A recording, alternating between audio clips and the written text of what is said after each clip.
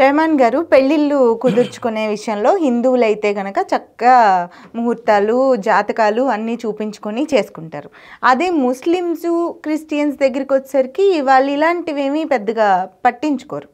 అటువంటి వాళ్ళు ఆస్ట్రోన్యూమరాలజిస్ట్ని కన్సల్ట్ చేసి పెళ్లి ముహూర్తాలు పెట్టుకుంటే ఎలా ఉంటుంది? చాలా మంచి ప్రశ్న ఇదిగా అమ్మా.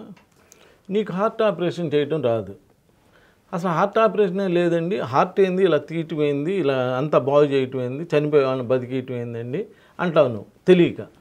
కానీ నా దగ్గరికి ఇప్పుడు వస్తున్నటువంటి ఒక్కొక్క ముస్లిమ్స్, క్రిస్టియన్స్ వాళ్ళు అసలు ఆ ముహూర్తాల గురించి, ఆ జాతకాల గురించి వాళ్ళు మాట్లాడుతున్న మాటలు ఏంటంటే బిత్తరపోతున్నాం అనమాట. అందరూ ఫాలో అవుతారమ్మా.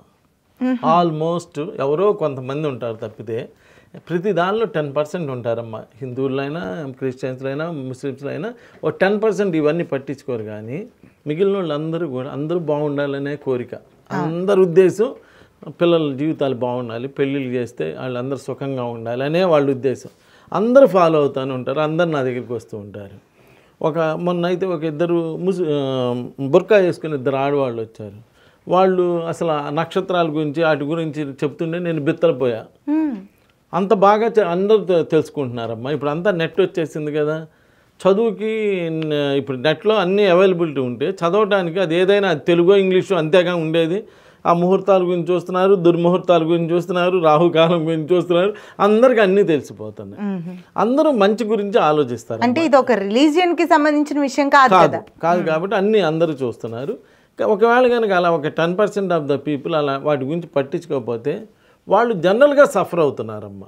వాళ్ళు కూడా చూసుకుంటాం మంచిది, దీనివల్ల పెద్ద వచ్చిన నష్టమేం లేదు. కాబట్టి వాళ్ళు కూడా చూపించుకొని మ్యాచింగ్ బాగుందా లేదా, పాయింట్స్ కరెక్ట్గా ఉన్నాయా లేదా, మ్యారేజ్ డేట్ కరెక్ట్గా ఉందా లేదా అలా చూసి చేయించుకుంటే ఇప్పుడు ఒకవేళ ఇప్పుడు చూయించుకోకపోయిన వాళ్ళందరూ అమ్మా రేపు పొద్దున మ్యారిటల్ ప్రాబ్లమ్స్ వచ్చి మళ్ళీ అప్పుడు వచ్చి చూయించుకుంటున్నారు. అదేదో ముందే చూపించుకుంటే బాగుంటుంది.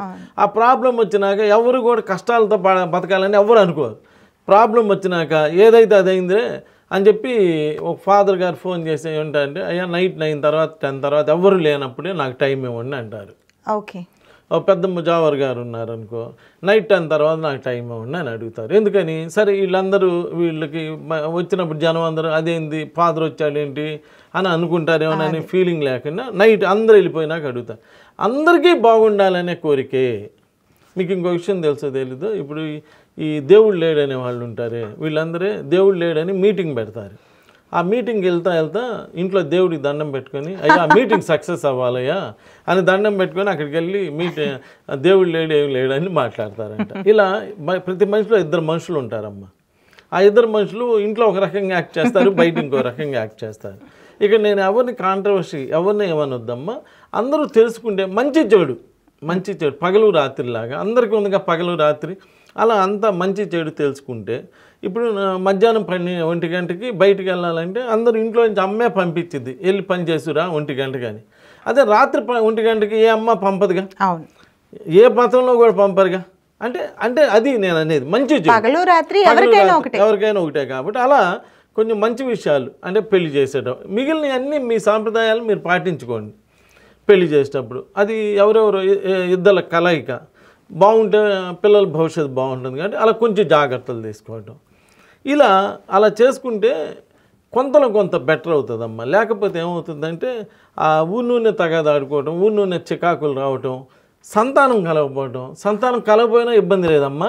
సంతానం కలిగి వాళ్ళు కనుక మైండ్ మెచ్యూర్ కాని పిల్లలైతే అబ్బా నరకం అసలు భరించలేరు తల్లి. నువ్వు డాక్టర్ అవ్వచ్చు, అది వేరే విషయం. డాక్టర్ గారికి మైండ్ మెచ్యూర్ కానీ అబ్బాయి పడితే, మైండ్ మెచ్యూర్ కానీ అమ్మాయి పడితే నువ్వు ఏ డాక్టర్ అయినా, డాక్టర్లు అంటే అతీతులేం కాదు కదా, వాళ్ళు కనుక పడితే ఇక వాళ్ళకి ఉద్యోగం లేదు, వృత్తి లేదు, ఉండదు. ఇక వీళ్ళతోనే ఆ పిల్లలకు కూడా ఏం తెలియదు. నీకు ఇంకో విషయం తెలుసో తెలీదు, గుడి తీసుకెళ్తే వెళ్ళి యజ్ఞగుండంలో దూకపోతారు, వెళ్ళి అది పట్టుకోపోతారు. ఇక ఈమె యజ్ఞగుండం గురించి ఆలోచించదు, చేయించేది ఈమె అయినా ఈ పిల్లల్ని పట్టుకోవడానికే సరిపోయిద్ది. వాళ్ళు చెప్పే మంత్రాలు కూడా వెళ్ళలేం. ఇలా ఉంటుంది. అందుకని ఒకేసారి ముందే అన్నీ కరెక్ట్గా ఉంటే చూసుకొని, అసలు మనకు సైన్సే చెప్తుంది కదా సేమ్ బ్లడ్ గ్రూప్ చేసుకోవద్దని చెప్పినట్టుగానే ఇవన్నీ చూసుకొని అలా జాగ్రత్తలు తీసుకుంటే 80 to 90% అన్నా మనం సక్సెస్ చేయడానికి అవకాశం. 100% ఏంటమ్మా భగవంతుడి యొక్క నిర్ణయం. నువ్వు గత జన్మలో చేసిన పాప పుణ్యాలను బట్టి ఈ జన్మ ఆధారపడి ఉంటుంది. దాన్ని బట్టి ఆ 10% ఎవరు ఏం చేయలేం. కానీ ఆ 10%కి కూడా భగవంతుడు ఏం చేస్తాడంటే బ్రహ్మరాత రాస్తాడు కదా, బ్రహ్మరాతలో నీకు ఇలా డిస్టర్బ్ అవ్వాలి మ్యారేజ్, కానీ నువ్వు ఇలా రెహమాన్ గారిని కలిసి ఇలా జాగ్రత్తలు తీసుకొని ఆ డిస్టర్బెన్స్ కూడా ఇలా తొలగించుకోవాలని నీ బ్రహ్మరాతలో రాసి ఉంటే అలా మనల్ని కలవటం అలా చేసుకోవటం జరుగుతుందమ్మా. నేను ఓపెన్గా మీకు అందరికి ప్రజలందరికీ చెప్తున్నాను, నన్ను ఎవరైనా కలిసిన వాళ్ళని ఎవరైనా కలవండి ముందు మీరు. నేను 100% ఆధ్యాత్మికంగా ఆస్ట్రాలజీ న్యూమరాలజీ శాస్త్రాల పరంగా భగవంతుడి పరంగా ఏదో ఒక మ్యాక్సిమం నేను అనేది మొత్తం అంటలేమ్మా, మ్యాక్సిమం నేను మీకు ఒక మంచి చేయటానికి జాగ్రత్తలు అన్నీ కూడా తీసుకోవడానికి తగ్గట్టుగానే నేను ఆల్మోస్ట్ చేస్తున్నానమ్మా. నమస్కారం.